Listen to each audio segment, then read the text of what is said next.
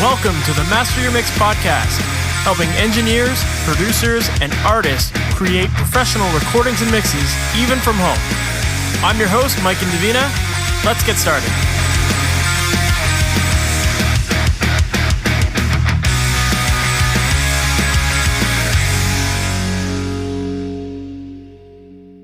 Hey guys, welcome to yet another episode of the Master Your Mix podcast. My name's Mike and Davina, and today we're going to be taking questions submitted from the audience. And we've got a few different topics to talk about today.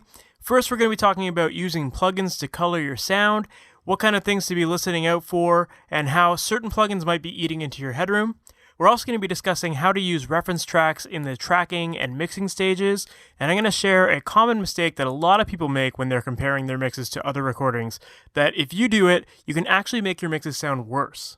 And then lastly, we're also going to be talking about compressing on individual channels rather than on a group fader. And I'll also share my personal philosophy for using compression in your mixes and how there's a couple different ways that you can use compression in order to get the results that you're after.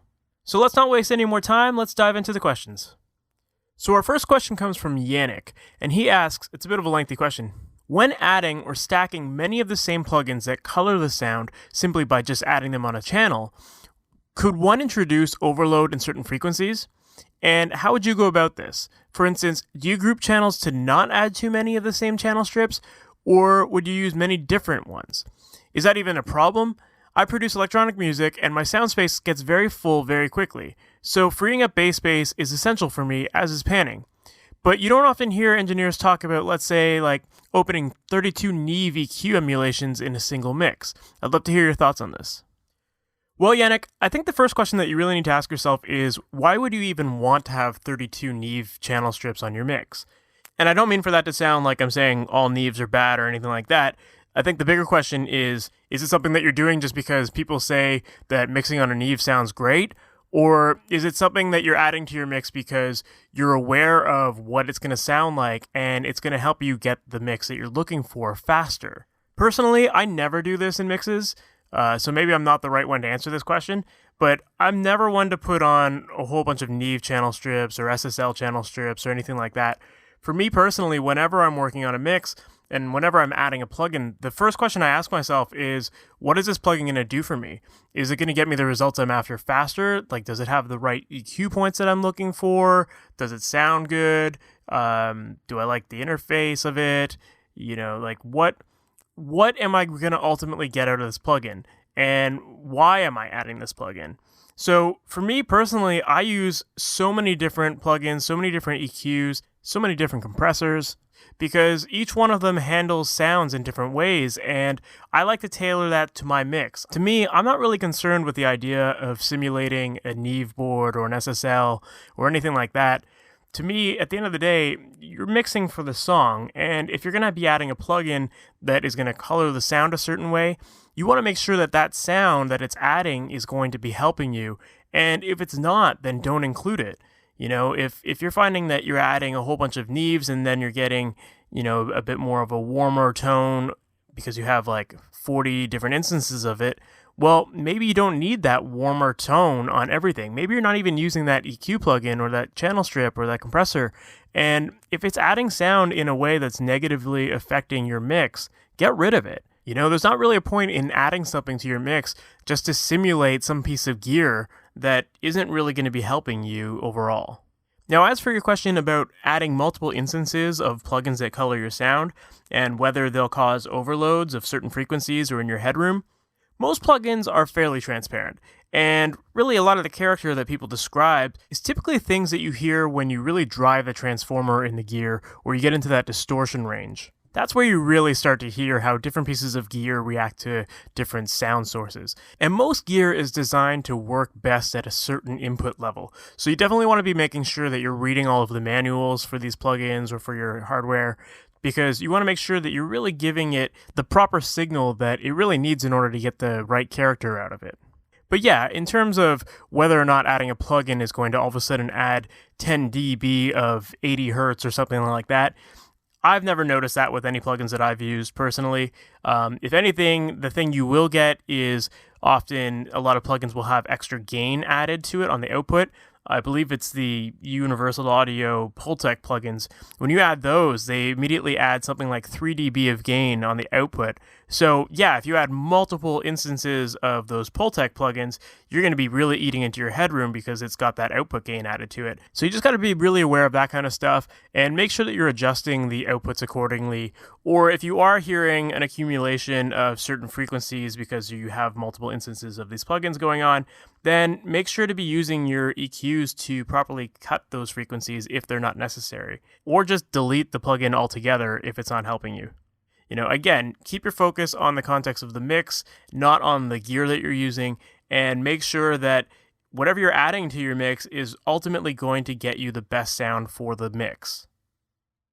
Our next question comes from Jesus Mago, and he says, I cannot for the life of me find a genre that fits the current music I'm working in, so it's really hard to find a reference. Can you give me any input on what to do in this case? Well, man, I think it really depends on what stage of the process you're in. If you're in the tracking stage and you don't have any references for what the band sounds like, well, then I would just have a discussion with the band and ask them, like, who are their influences? Who do they model their tones after? Who do they respect? And what do they see as their vision for their sound? And then from there, listen to those references and try to create those sounds in the studio. Now, keep in mind, you don't always have to have a similar genre of reference material to the genre you're working with. And this is something that you can apply in the mixing stage as well. You should be listening to reference tracks as a way of trying to figure out how to get that balance of the low end in your mixes, the top end, get the relationship between the vocals and the music. You can use references for all of that stuff. And there's been times where I've even been mixing a punk band and I've put on a Taylor Swift reference track because I really like the relationship of the vocals to the music. Or there's been times I put on like a country record when I'm working on a punk band because I like the way that the drums sounded and they were really dry and I was trying to capture that kind of sound. So, reference tracks don't need to be genre specific. They could be to whatever vision you have for the track you're working on. Now, in terms of if you're talking about using references in the mixing stage, one thing you have to be really aware of is that in the mixing stage, you can't be chasing sounds. And by that, I mean, don't put on reference tracks and say, okay, you know what, we need to EQ our guitar to sound exactly like the guitar in the reference mix. Because that's impossible. You won't be able to do it. Without having the exact same player, the same guitar, the same mics, the same room, the same preamps, all that kind of stuff, you're never going to be able to totally recreate a sound. And a lot of people will try to add a lot of EQ and compression and blah, blah, blah, trying to emulate certain sounds. And what they end up doing is they find themselves in this rabbit hole where they're just constantly chasing their tails, trying to recreate the sound that they'll never accurately 100% recreate. And what they'll end up doing is adding way too much processing, way too much EQ or compression, and they'll end up taking away from the vibe of the actual original track. And if you do that, you can find yourself really ruining your mixes very quickly. So what you want to be doing with reference tracks is listening to the relationships of the instruments in the reference track and paying attention to things like, is the kick drum sitting lower frequency-wise than the bass, or is it the other way around? Are the drums really roomy, or do you have a really dry sound? Do the vocals sit really present on top of the rest of the mix, or are they a little more blended into the track? And what's the low end sound like, or the top end sound like? Is it really boomy and bassy, or is it really sharp and bright, or really dull sounding? These are all kind of things that you can listen to when you're listening to reference tracks, and they're going to help you understand your speakers better so that you can make mixes that translate better as a whole. If you're listening to your mix and you're hearing that you have a ton of low end and your speakers are sounding really big and full, but then you put on any other commercial recording and those recordings sound a lot thinner on your speakers, well then take that as a hint that you need to reduce the low end in your mix, because if you were to put that mix on a different set of speakers, you're going to end up having this really bottom heavy mix that is going to sound like crap on a different set of speakers. But if in the studio you were trying to use the reference tracks to figure out that relationship of the low end, the top end, all that kind of stuff, then if you can get your mix in the same ballpark, you'll have mixes that will translate much better to other sets of speakers. So don't get too hung up on the whole genre thing.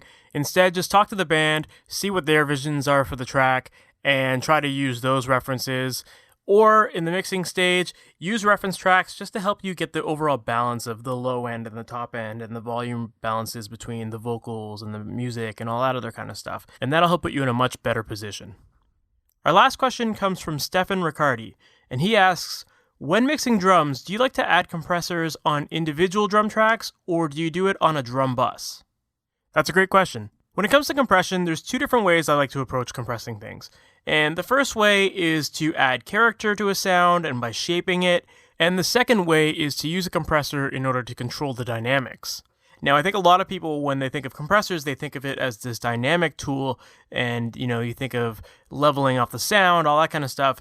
But compressors are very powerful for changing the character of a sound, and especially when it comes to drums, you can really use compressors to shape the attack of a sound and give it a much sharper sound, much sharper transient, or you can dull the sounds by using quicker attacks and reducing that initial transient sound. So for that reason, I like to use individual compressors on the individual tracks, and I like to first manipulate those tracks. And, if I need more punch on the kick, then I'll adjust the compressor to fit that sound. Maybe I'll have a slower attack on the kick drum sound and, faster release just to get that punch out. And then for the snare, maybe I'll do the same thing. Maybe the overheads or the room sounds, I'll crush the crap out of those and bring up a lot of that room tone. And then on my drum bus, what I like to do is I usually just put a compressor on that just to control the dynamics a little bit more and to tame some of the big peaks where maybe I have a snare hit that's like obnoxiously loud or much louder than the rest of the hits. And usually with the drum bus compressor, I like to compress it fairly lightly. I use a lower ratio on that. And I'm just really skimming the surface just to take care of any of those massive peaks that happen if there's a drum hit that's way too hard and that kind of stuff.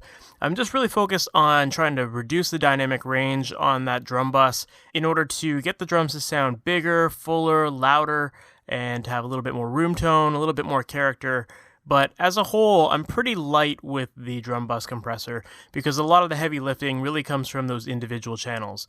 I really believe that the way to get drums to sound really cool and have a lot of character is to treat each drum individually, and with the compressors you can get a lot of attitude, a lot of aggression out of them, and you can really treat each drum on an individual basis in order to make sure that it cuts through in the mix. So that's it for this week's podcast, guys. I hope you found these questions and answers very helpful.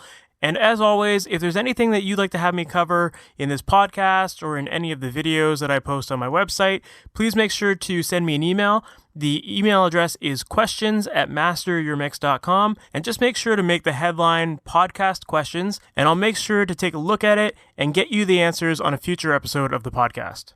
And also, if this is your first time hearing about MasterYourMix.com, please make sure to check out the website. Right now, if you go to the website, at the top of the page, I'm giving away a free copy of my Ultimate Mixing Blueprint, which is a guide to helping you with using EQ and compression across a variety of tracks in your mixes in order to help you get results faster and know exactly what to be listening for and what settings to dial in. One last thing. Please make sure to subscribe to this podcast, and if you like what you've been hearing, please go to iTunes and leave us a comment and a review. By doing that, it allows us to be exposed to more people in order to keep this podcast going and help people like yourselves with their mixes. So that's all for now, guys. I'll talk to you soon. Hope you have an awesome day. Take care. Thanks for listening to the Master Your Mix podcast. To have your questions answered, submit your questions to questions@masteryourmix.com. Please go to iTunes and subscribe and leave a review. And for more information on how you can improve your mixes, visit MasterYourMix.com.